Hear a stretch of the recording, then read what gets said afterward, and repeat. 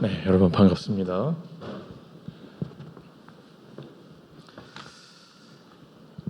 지난 한 몇 달 동안을 제가 저희 이빨 때문에 좀 고생을 많이 했었어요. 제가 이빨 때문에 고생한 거는 처음이 아닌데 예전에 이빨이 부러지기도 하고 신경 치료하고 크라운하고 한 게 많은데, 그래서 예전에 한번 치과 선생님이 이렇게 진찰을 해보더니 참 많은 일을 겪으셨군요, 막 이렇게 말할 정도로. 그런데 이번에는 좀 차원이 다른 고통이더라고요. 완전히 막 정신을 잃을 것 같은, 완전히 불타는, 막 이게 머리가 그냥 전체가 불타는 듯한 그래가지고 갔더니 이제 신경 치료하고 크라운을 해야 된다 해서 그러려니 하고 했는데, 다른 한쪽이 갑자기 아프기 시작을 해가지고 갔더니 이쪽은 신경에 또 염증이 생겨가지고, 그때 이제 애들레이드를 이제 못 갈 것 같다 그랬다 또 다시 갔다가 또 애들레이드 갔는데 또 가가지고 이렇게 떼운 게 또 빠져가지고 거기서 또 애들레이드에서 또 예모가 또 치과 데리고 가서 거기서 치과에서 치료하고 그렇게 하고 왔는데, 그 신경치료대로 하고 했는데, 그 의사 선생님이 자기가 이거 장담을 할 수가 없다고 했는데, 또 다시 이게 너무 아파져가지고 갔더니 이건 가망이 없다고, 빼셔야 될 것 같아서 이제 뺐어요. 일주일 전에 뺐습니다. 뺐는데 또 며칠 전에 다른 쪽 이빨로, 이쪽은 뺐으니까 아프니까 이제 이쪽으로 씹는데 크라운한 게 빠져가지고, 도대체 왜 이러지? 그래서 이제 바로 치과로 연락을 해가지고 어제 갔더니 엑스레이를 찍어보고 이렇게 하더니 죄송합니다만 가망이 없다고, 이거를 떼우고 하는 게 의미가 없다는 거예요.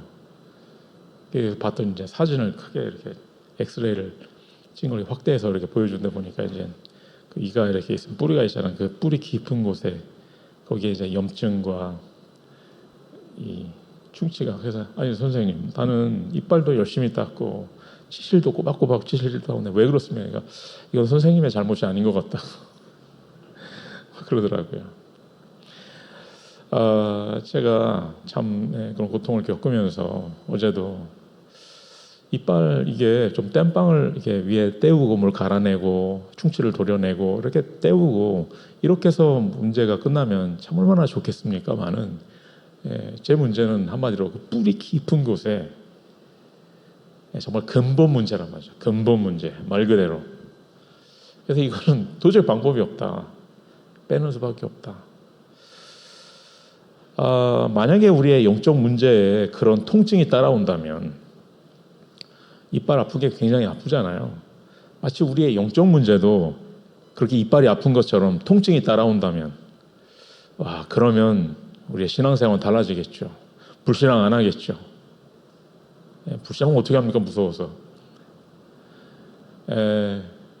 그런데 문제는 이 영적 문제라는 게 통증이 없어요. 그 문제 자체는 통증이 없어요. 그래서 사람들이 너무나 쉽게, 너무나 부담 없이 불신앙을 합니다. 불신앙을 말하고, 불신앙을 생각하고, 불신앙을 선택을 합니다. 불신앙이 드는 거는 자연 현상이죠. 우리가 사람인데 어떻게 보이지 않는 하나님을 어떻게 의심하지 않을 수가 없겠습니까? 아니 어떻게 하나님이 계시다면 어떻게 이런 일이 생기지? 이런 생각이 드는 그건 전 당연하죠. 그건 불신앙이 아닙니다. 문제는 그 생각을 붙잡고 거기에 맞춰서 선택을 하고 판단을 하고, 그걸 불신앙이라고 하는 거죠. 복음을 누린다라는 게 뭡니까? 제가 자주 말씀드리죠. 복음을 누린다라는 것은 복음을 선택한다는 겁니다. 복음 때문에 내가 은혜 받고, 복음 때문에 내가 마음에 평안과 기쁨이 차고, 그것도 좋은데 그것도 좋은데 그건 누구나 다 할 수 있죠. 그건 누구나 다 할 수 있죠. 복음을 나에게 문제, 위기, 갈등이 왔을 때 그때 복음을 선택하는 겁니다. 그거를 복음을 누린다라고 하는 겁니다. 근데 사람들이 불신앙에 통증이 없으니까 근데 문제는 뭐냐면 이렇게 쌓였다가 오는 거거든요. 불신앙 자체에는 통증이 없지만 불신앙이 이제 증상으로 나타나죠. 그게 우리의 영적 문제가 증상으로 나타날 때는 그게 우리의 정신 문제, 육신 문제, 경제 문제, 관계, 가정 막 그러면서 막 걷잡을 수 없이 문제가 오죠. 그때는 이미 증상으로 나타난 거거든요. 그럼 사람들은 그 증상을 치료하려고 하죠. 당연하지. 아프니까. 그런데 그게 그 의사 선생님이 저한테 한 얘기처럼 그게 무의미한 거죠. 대충 때우고 대충 이렇게 이렇게 하고 갈 수가 없는 거예요. 선생님 이건 여기에는 크라운을 씌우면 안 될까요? 그 비용을 드릴 가치가 없다는 거예요. 차라리 그 비용으로 임플란트를 하셔라 이러더라고요. 그러니까 이걸 덮고 넘어갈 수가 없는 거예요. 괜히 멋지게 잘 덮었다가 그 속에 있는 그 문제가 이제 나중에 심해질 때 이거는 그 증상을 치료하는 거는 여러분 치유가 아닙니다. 그거는 치유 사역이라고 할 수 있는 게 아니에요. 창세기 3장은 우리의 상태를 마치 저의 그 이빨 상태를 그 선생님이 엑스레이를 여러 장 찍어가지고 크게 확대해서 이렇게 보여주니까 이제 당신의 문제는 이거다라고 보여주는 것처럼 창세기 3장은 우리의 상태를 보여주는 아주 적나라하게 보여주는 엑스레이와도 같습니다. 모든 증상의 원인이 어디에 있는가? 그 근본 문제가 어디에 있는가? 그게 창세기 3장이 우리를 엑스레이처럼 보여주고 있는 겁니다. 그래서 모든 사람들이 증상을 가지고 얘기할 때 이게 문제다 저게 문제다 저 사람은 저게 문제다 잘했다 잘못했다 그 이전에 저와 여러분은 이 창세기 3장을 통해서 근본 문제로 들어가야 됩니다. 답을 모르는 게 아니라 우리의 문제는요 답을 모르는 게 아니고 문제가 뭔지를 몰라요. 문제가 뭔지를 모르기 때문에 자꾸 엉뚱한 걸 문제라고 생각을 하는 겁니다. 여러분 이 시간에 다시 한번이라고 제가 말을 하지만 처음처럼 여러분이 정말 나의 문제가 뭘까? 정말 문제를 정확하게 파악을 하시고 그리고 그때부터 그렇다면 나에게 뭐가 필요한가? 이제 그러면 치유가 시작이 되는 거죠. 먼저 문제를 파악을 해야죠. 도대체 뭐가 잘못됐을까? 내가 도대체 뭘 잘못했을까? 여러분, 우리는 뭘 잘못한 게 문제라고 생각을 해요. 물론 잘못한 건 문제죠. 근데 그거는 문제가 아니라는 건 아닌데 그건 2차적인 문제입니다. 2차, 3차, 부수적인 문제입니다. 진짜 문제는 뭘 잘못한 게 아니에요. 내가 뭘 잘못했는데 그런 하나님 앞에 그런 질문 내가 뭘 잘못했길래 이런 좀 건방진 얘기를 많이 했는데 잘못한 게 문제가 아닙니다. 그건 근본 문제가 아니에요. 그럼 잘한 거는 답인가? 아니거든요. 문제가 뭐라고 했죠? 근본 문제 중에 근본 문제. 근본 문제 중에 근본 문제. 그거는 뭘 잘못한 게 아니고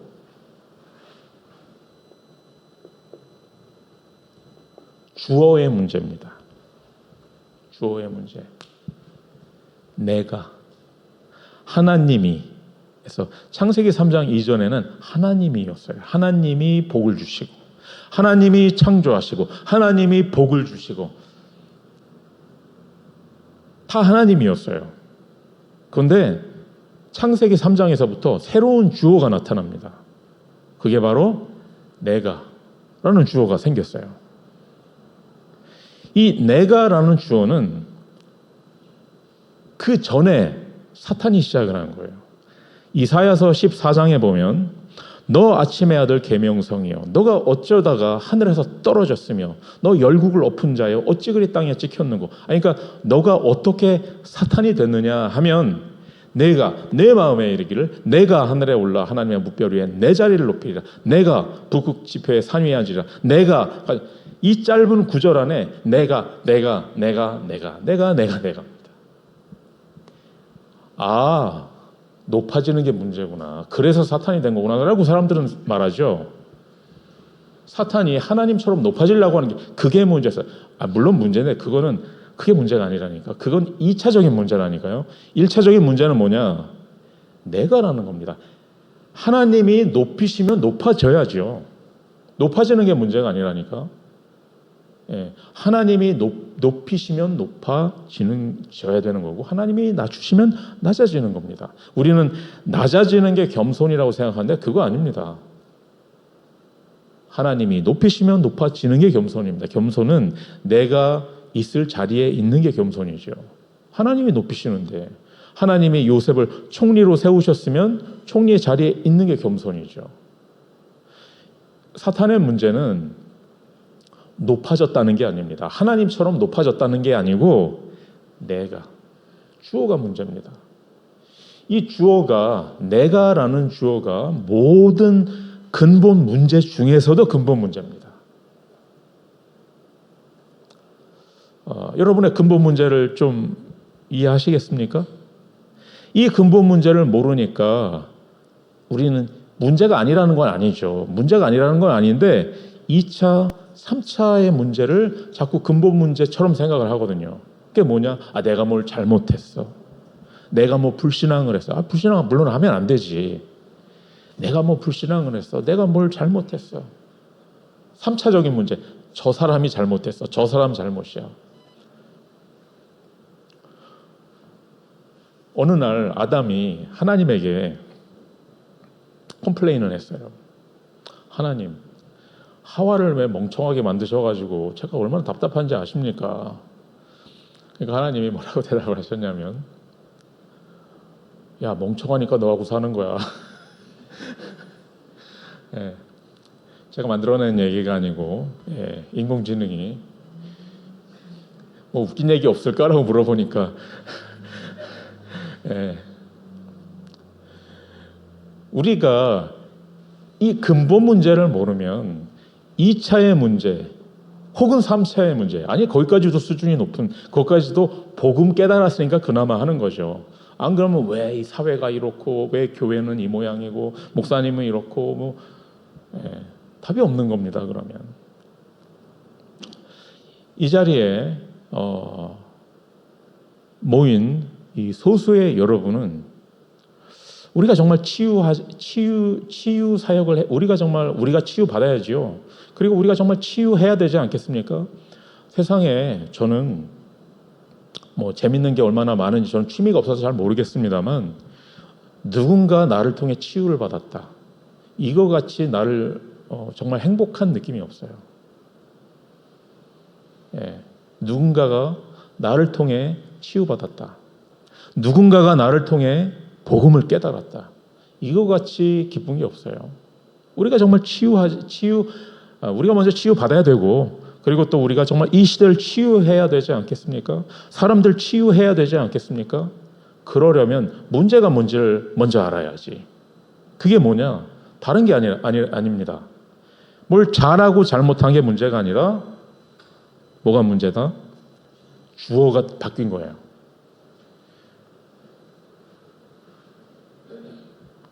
우울증 환자들이 압도적으로 1인칭 대명사를 쓰는 빈도수가 굉장히 높다고 합니다. 즉 우울증 환자와 대화를 해보면 내가 뭐 나의 그러니까 1인칭 그러니까 내가 그렇게 느끼고 내가 그렇게 나라는 그걸 굉장히 많이 쓴다고 해요. 그렇겠지. 그러니까 내가 하나님인 거예요. 그러니 인생이 수고하고 무거운 짐이 될 수밖에 없어요. 그러니 그 과부하를 견디지를 못해. 그래서 거기서 각종 정신 문제가 나오는 거라고 저는 생각을 합니다. 제가 전문가는 아니어서 모르겠지만 대체로 맞는 것 같아요. 저는 내가 내 생각이 틀렸구나라는 걸 깨닫는 순간 제가 굉장히 큰 영적 문제가 해결이 됐습니다. 되게 큰 은혜를 받고 그런 게 아니고요. 그냥 내가 내 생각이 틀린 거였나? 그러니까 나 스스로를 의심하는 순간. 근데 사람들이 하나님은 의심하면서 말씀은 의심하면서 자기 자신을 의심하지 않아.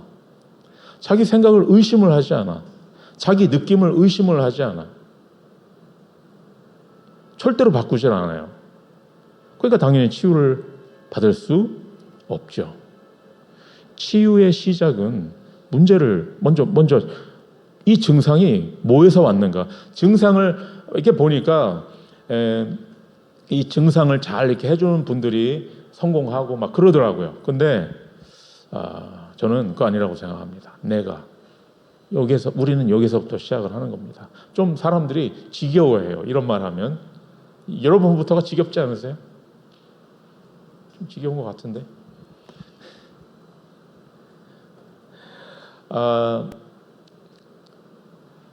예전에 어떤 분이 저에게 목사님 메시지를 들으면 힘이 빠진다고. 힘이 나야 되는 건데 힘이 빠진다고. 제가 생각해요. 힘내서 뭐 하려고 그러지? 여러분, 요셉이 언제 총리가 됐습니까? 힘내서 총리가 됐어요? 아니죠. 요셉은 모든 희망이 다 사라졌을 때, 마지막 희망, 술 맡은 그 관원장이 요셉을 잊었더라. 마지막 희망까지 사라졌을 때, 그때 총리가 됐습니다. 모세는 언제 출애굽했죠? 40세 때 아니면 80세 때?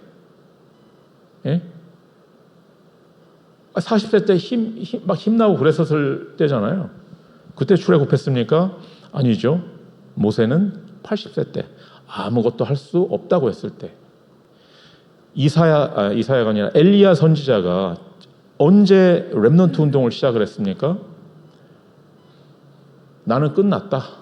하나님 나를 데려가 주세요. 라고 할 때, 그때 하나님은 시작을 하신 겁니다. 여러분이 끝내야 하나님이 시작을 하시는 겁니다. 여러분이 힘을 빼야 하나님의 능력이, 주의 손이 그때부터 역사를 하기 시작을 하시는 거예요. 그런데 저는 하나님의 은혜가, 여러분이 좀 듣기 싫다 할지라도 제가 완전히 절망 속에, 완전히 그냥 절대 불가능 속에 있을 때, 그때 내가 하나님의 가장 큰 은혜를 경험을 한 것 같아요. 그 반대가 언제냐? 저도 마찬가지입니다. 예전에 저희 아버지하고 막 말다툼을 했어요. 좀 교회 일에 대해서 그러니까 한마디로 좀 왜 교회를 이렇게 하시냐, 좀 잘 못하시냐, 왜 이렇게 하니까 이제 이정환 목사님이 이제 좀 화가 나서, 야 너가 하면 잘할 것 같아? 그래서 제가 잘하지 당연히, 자신 있게 제가. 그래서 정말로 제가 교회를 좀 자세하게 기억은 안 나는데 옛날 일이라 운영 비슷하게 이렇게. 그런데 참 공교롭게도 그때 다민족 엘리트 막 이런 애들이 오고 정말 최고 엘리트라고 할 수 있는, 지금은 저 어디 다른 나라에 가 있지만 그 친구가 마지막으로 간 게 아니 왜 그런 회사를 가지? 엔비디아가 뭐지? 그거 게임 회사 아니야? 아니 그 어렵게 공부해놓고 그 게임 회사를 가? 게임을 그렇게 좋아하나? 그렇게 생각한 게 약 15년 전이었거든요. 엔비디아. 어쨌든 막 그런 랩넌트가 막 제가 사실 끌고 온 거지만 오기도 하고, 그리고 교회에 막 사업을 막 좀 크게 하는 그런 경제력이 있는 성도들이 오고, 그래서요 그때 교회 그 일부 예배 시간 끝나고 그 중간 시간에 저는 이렇게 슬쩍 나가가지고요. 저기 저 주차하는 공간이 있잖아요. 주차하는 공간을 보면 마음에 평안이 오고 그랬거든요. 좋은 차들이 세워져 있는 걸 보고. 예. 그때 막 한국에서 막 잘 나가는 막 내 친구가 또 나를 통해 또 오기도 하고. 그래서 내가 봐, 내가 하니까 이렇게 잘 되잖아. 예. 그게 무너졌을 때 그냥 무너지는 게 아니고요. 진짜 재앙을 불러 진짜 재앙과 함께 정말 그때 무너졌죠. 그때 제가 깨달은 게 내가 하나님을 믿지 않았구나. 내가 하나님을 믿지 않았구나. 일전에 좀 다른 교회에서 좀 중요한 사역을 하던 저와 굉장히 가까운 어떤 좀 친구가 있었는데 이 친구가 좀 뭐 교회를 떠나게 된 것 같아요. 그러면 이제 저를 만나자고 이제 찾아왔어요. 제가 만나자고 했으면 모르겠는데 이 친구가 이제 시간 되시냐고 해서 만나서 같이 저녁을 먹으면서 그때 쓰는 생각이 이 친구가 우리 교회 오면 참 좋은데 나하고도 너무 잘 맞고 막 이런 일들을 크게 할 수 있을 것 같아. 이 친구한테도 좋고 나한테도 좋고 교회에도 정말 좋을 텐데 이걸 어떻게 설득을 해가지고 너 다락방 해야 될 거 아니냐 막 그렇게 하다가 이게 생각이 나서요. 그렇지. 절대 제자는 하나님의 절대 주권 속에 있는 거지.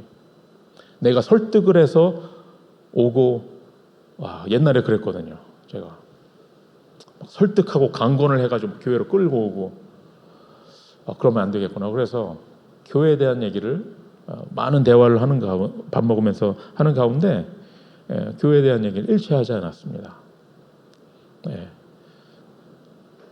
정말 안 온 것 같아요.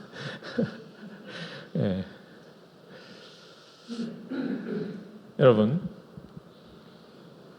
저는 제가 나는 할 수 없구나.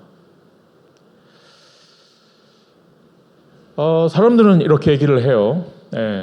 저를 좀 답답해 하시는 좀 그런 분들이 뭐 항상 있었어요. 제가 임마누엘 서울교회에도 있었고 목사님은 좀 힘을 내서 좀 이렇게 하셔야 되는 거 아닙니까? 여러분, 우리가 힘을 내가 땅끝 갈 수 있다고 생각하십니까? 우리는 힘내서 땅끝 못 갑니다. 우리는 힘을 내서는 방구석도 벗어나지를 못합니다. 저는 그랬어요. 내가 할 수 없다라고 했을 때, 나의 주어가 바뀌었을 때 하나님은 시공간을 비틀어서 나를 응답의 자리로 옮기시더라고요. 무슨 말씀인지 아시겠습니까? 내가 정말 여러분 자꾸 힘 빼라는 얘기가 할 수 없다. 못해. 자꾸 이 얘기가 정말 주저앉자는 얘기입니까? 아니죠. 하나님이 시공간을 비틀어 주셔야 우리는 땅끝까지 갈 수 있는 겁니다. 그래야 다른 사람들 상처 안 주고 다른 사람 막 경쟁해서 이기고 밟고 이렇게 안 하고 우리는 은혜로 성경의 모든 렘넌트들을 보세요. 그렇게 해서 땅끝에 가게 되고 그렇게 해서 서밋의 자리에 올라갔지 누가 정말 힘내서 방법으로 인본주의로 막 남 밟고 막 올라서가지고 그렇게 해서 됐습니까? 어느 렘넌트가 그렇게 됐습니까? 호주 생활이 쉽지 않고 그렇기 때문에 물론 저도 이해합니다. 어떤 굉장히 성공한 목회를 하시는 목사님의 어떤 이렇게 강의 같은 걸 들어보니까 강단에서는 일주일 동안 성도들이 완전히 방전이 돼가지고 온다. 되게 마음에 와닿더라고요. 그래서 그 힘을 줘라. 그러니까 성공하시겠지. 근데 난 모르겠어요. 방전이 된 게 나쁜 건가? 힘이 빠진 게 나쁜 건가? 나는 아무것도 할 수 없구나. 이게 나쁜 건가? 거기에서부터 시작을 해야 된다니까요. 유 목사님도 자주 말씀하시잖아요. 절망을 하려면 대충 하지 말고 아싸리 절대 절망을 해야 되는 겁니다. 괜히 무능하지도 않고 유능하지도 않고 해서 열심히 사서 열심히 해서 뭐 집도 사고 뭐 좋은 차도 어느 정도 하고 뭐 아니 뭐 좋죠. 좋은데 그렇게 해서 세계복음화는 못하죠. 세계복음화는 주의 손이 함께 하셔야 되는 겁니다. 여러분이 정말 힘을 빼셔야 되고 힘이 빠지셔야 됩니다. 그래야 진짜 힘을 가지고 새로 시작할 수 있기 때문에. 저 사촌 동생이라고 하지만 저랑 동갑인데 이 친구가 당구에 뭐 이제 시골에 뭐 제가 당구를 몰라요. 근데 뭐 엄청 고수인 것 같아요. 어릴 때부터 당구를 쳤어요. 그런데 이 오른손에 수전증이 오기 시작을 해가지고 이걸 못하게 됐다는 거예요. 그래서 너무 낙심하다가 왼손으로 한번 시작을 해볼까? 왼손으로 시작을 했대요. 그런데 이 친구가 그러더라고요. 오른손이 가지고 있었던 모든 안 좋은 버릇들이 없어졌다는 거예요. 깨끗하게 시작을 했다는 거예요. 그러니까 뇌가 아마 뭐 이렇게 그 와이어링을 다시 이렇게 했나 보죠. 이쪽 손 다시 이쪽 손을 뭐 이렇게 금방 하는데 전보다 더 깨끗하게 좋은 폼으로 하게 됐다는 얘기예요.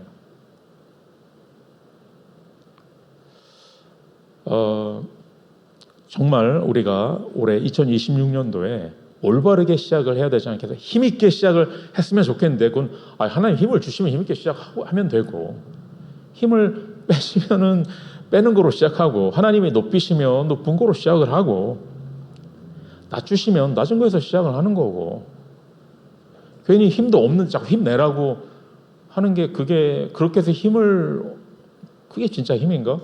전 잘 모르겠습니다. 여러분 주어를 바꾸시면 됩니다. 거기서부터 시작을 하시기 바랍니다. 저는 하도 전도 하는데 저는 전도 못하겠더라고요. 전도가 아니구나. 복음이구나. 복음 누려야 되겠구나. 그런데 이 복음도 잘 못 전하겠고 복음이 아니구나. 언약 붙잡아야 되는 거구나. 근데 언약 붙잡을 힘이 없어. 내가 언약을 붙잡는 게 아니구나. 내가 언약의 흐름에 편승을 해야 되는 거구나. 제가 언약의 흐름을 강조하는 이유가 내가 힘이 없기 때문에 그래요. 내가 힘이 있다면 내 힘으로 수영하든 내가 힘으로 날아가든 하지. 근데 내가 못하겠어요. 편승을 하게 된단 말이죠. 그런데 이 언약의 흐름에 편승을 하려면 단 한 가지 조건이 있습니다. 나를 가지고는 언약의 흐름에 편승을 할 수가 없어요. 그렇잖아요. 언약은 하나님이 하시는 거고 주어가 바뀐 상태인데 나라는 주어를 가지고는 이 언약의 흐름을 편승을 할 수가 없어요. 상극입니다. 신앙의 발판 첫 번째가 뭐지요? 하나님의 주권입니다. 하나님의 절대 주권. 하나님의 절대 주권의 정반대 단어가 뭘까요? 하나님의 절대 주권. 하나님이 모든 걸 다스리신다는 거잖아요. 그렇죠? 그 정반대. 내가 하나님입니다. 이 두 가지는 상극입니다. 같이 갈 수가 없어요. 그래서 내가 하나님이라는 거는 신앙의 발판 첫 번째 건너뛰고 두 번째부터 그게 말이 됩니까? 물론 말이 안 되지만 근데 물론 말이 안 되는 얘기 같지만 많은 분들이 그렇게 합니다. 내가 하나님인 그 상태에서 정말 확실한 복음 붙잡고 정말 복음 전하고 그런데 어느 날 문제가 옵니다. 어느 날 내가 하나님인 그 복음은 그 복음을 전하는 과정에서 많은 상처와 많은 오해, 분쟁이 끊이질 않아요. 그래서 신앙의 발판 그 순서를 그대로 지키셔야 됩니다. 첫 번째, 하나님의 절대 주권. 내가 하나님인 그거의 정반대 그 반대 상태.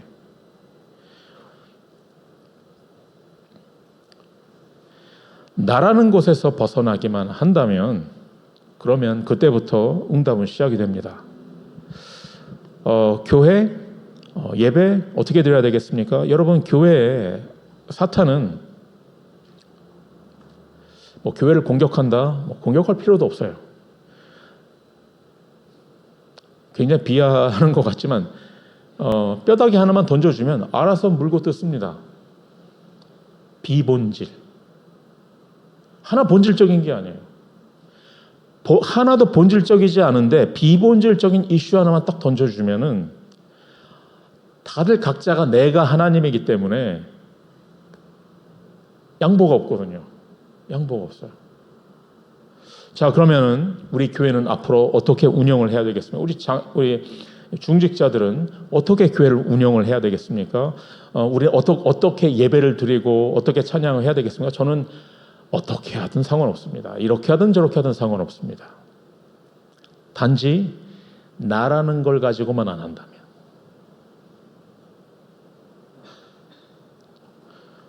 실수를 하면 어떻고, 뭐 방송 사고가 나면 어떻고, 뭐 마이크가 잘못되면 물으면 어때요? 예. 하나도 문제될 게 없습니다. 예. 물론 헌금을 하셔야 되겠지만, 뭐 헌금이 안 들어와가지고 뭐 교회가 재정이 없다. 그게 문제가 아닙니다. 그게 문제가 아니고 비본질적인 어떤 이슈 하나가 나오면 사람들이 양보를 안 해. 왜? 다들 내가 하나님이기 때문에. 그래서 사탄은 너무나 쉽게 정말 아무것도 문제 아닌 걸 비본질적인 이슈 하나만 던져주면 그러면 교회는 분쟁이 시작되는 겁니다. 뭐 교회만 그렇습니까? 이 사회도 그렇고 가정도 그렇고. 어떤 지도자가 필요합니까? 나에서 벗어난 사람. 나라는 걸 가지고 안 하는 사람. 교회도 마찬가지고 사회도 마찬가지고 정치도 마찬가지입니다. 이런 정치가가 나온다면 요셉이 바로 왕에게 완벽한 해답을 제시한 후에 뭐라고 합니까? 명철하고 지혜 있는 사람을 택하여 애굽 땅을 다스리게 하소서.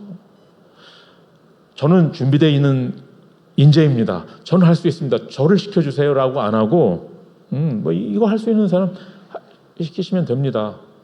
그때 요셉은 총리가 됐습니다. 내가 안 해도 돼. 이렇게 안 해도 돼. 여러분, 사실 여기까지가 서론인데 본론을 결론 같이 아주 짧게. 그래서 그러면은 내가 아니고 이제 하나님이라고 하면 그러면 뭐 방법이 있어야 될 거 아니겠습니까? 뭘 하라는 얘기입니까? 하나님의 방법이 있죠. 하나님의 방법이 뭐죠? 오늘 말씀의 제목 여자의 후손. 이게 하나님의 방법입니다. 창세기 3장 문제에 대한 하나님의 해답 뭐죠? 우리는 무화과 나무 잎을 막 해가지고 너는 왜 그거밖에 못 만드냐? 나는 이렇게 잘 만들었다. 뭐 하는데 하나님의 방법은 그게 아니고 여자의 후손. 하나님의 방법이 뭐라고요? 우리 하나 둘 셋 여자의 후손. 여자의 후손이 뭔데? 그 여자의 후손이 뱀의 머리를 상하게 할 것이다. 뱀의 머리를 깨트릴 것이다. 즉 사탄의 권세를 박살낼 것이다. 그래서 결국은 그 여자의 후손 때문에 사탄이 너희 앞에 무릎 꿇게 될 것이다. 이 비밀이 비밀로 보이질 않으니까 자꾸 다른 게 답처럼 보이죠. 다른 게 더 매력적으로 보이고 더 나에게 은혜가 됩니다. 여러분 이 시간에 여자의 후손,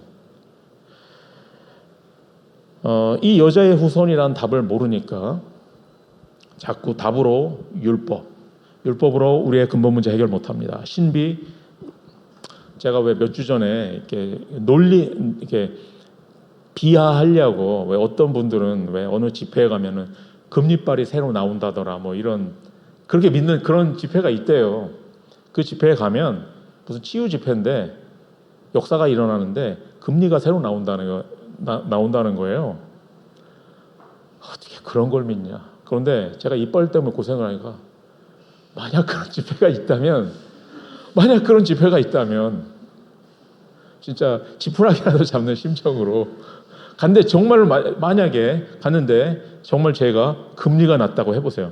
아마 전 다락방 안 하지 않을까 싶어요. 네? 그거 따라가겠죠. 이게 정말 신비주의가 정말 무서운 거죠. 정말 무서운 겁니다. 뭔가 역사가 일어나니까 바보들이 아닌데 여자의 후손이라는 걸 이걸 모르기 때문에 율법으로 해결할 수 있을 것 같고 신비로 해결할 수 있을 것 같고 또 뭐 박애, 사랑 뭐 이런 걸 다 좋죠. 다 좋은데 그걸 가지고 근본 문제는 해결되는 게 아니라는 겁니다. 그 여자의 후손이 출애굽기에 와선 다른 단어로 표현을 하셨죠. 피제사, 양의 피, 유월절 어린 양의 피, 이렇게. 그러니까 답은 같은데 표현만 달라지는 겁니다. 그러다 포로 시대 때는 임마누엘로 표현을 하셨죠. 그리고 로마 시대 때는 이제 그리스도가 실체가 오신 겁니다. 자, 결론으로 올해 우리 교회는 어떤 교회가 되어야 될 것이냐? 주의 손이 함께하는 교회가 되어야 할 줄 믿습니다. 주의 손이 우리 교회와 함께하고 이 강단과 함께하고 여러분과 함께하고 여러분의 업과 여러분의 가정에 여러분의 직업에 학업에 함께하게 되시길 바랍니다. 그러려면 하나님이 원하시는 걸 해야죠. 하나님이 하라고 우리를 부르신 걸 해야죠. 그게 세 가지 뜰입니다. 기도의 뜰. 즉 치유. 어떻게 치유합니까? 뭐로 치유합니까? 그리스도 아닌데 응답받고 그리스도 아닌데 치유받는다? 그거 응답 아니고 치유 아닙니다. 뭐가 응답이죠? 그리스도가 응답입니다. 뭐가 치유죠? 그리스도가 치유입니다. 그걸 할 수 있는 기도의 뜰, 즉 치유의 뜰. 기도 운동은 곧 그래서 그리스도 운동입니다. 두 번째, 아이들의 뜰. 이 복음의 줄, 여자의 후손에서부터 시작해가지고 시대마다 표현이 달라지는 이 흐름을 우리 아이들에게 전달하지 못하면 우리의 아이들이 다시 원점에서 시작을 해야 됩니다. 그래서 우리는 렘넌트 운동을 하는 겁니다. 그럼 렘넌트 운동, 렘넌트들에게 뭘 전달하는데? 다른 게 아니고 여자의 후손, 이걸 전달하는 겁니다. 이게 그들에게 해답이 될 수 있도록. 그래서 렘넌트 운동은 곧 무슨 운동이다? 그리스도 운동이다. 세 번째, 이방인의 뜰. 유 목사님이 요 메시지를 이렇게 하시면서 올해 237에 큰 문이 열릴 것이다 라고 하는데 진짜 그렇게 될까? 그러면서 제가 몇 년 전에 유 목사님이 성전 건축에 대해서 하셨을 때 우리하고는 전혀 상관없고 전혀 믿어지지도 않지만 뭐 말씀이니까 할 수 없지 뭐 하고 붙잡았었던 것처럼 그래, 이 말씀을 붙잡아야 되겠다. 올해 237의 문이 열릴 것입니다. 어떻게?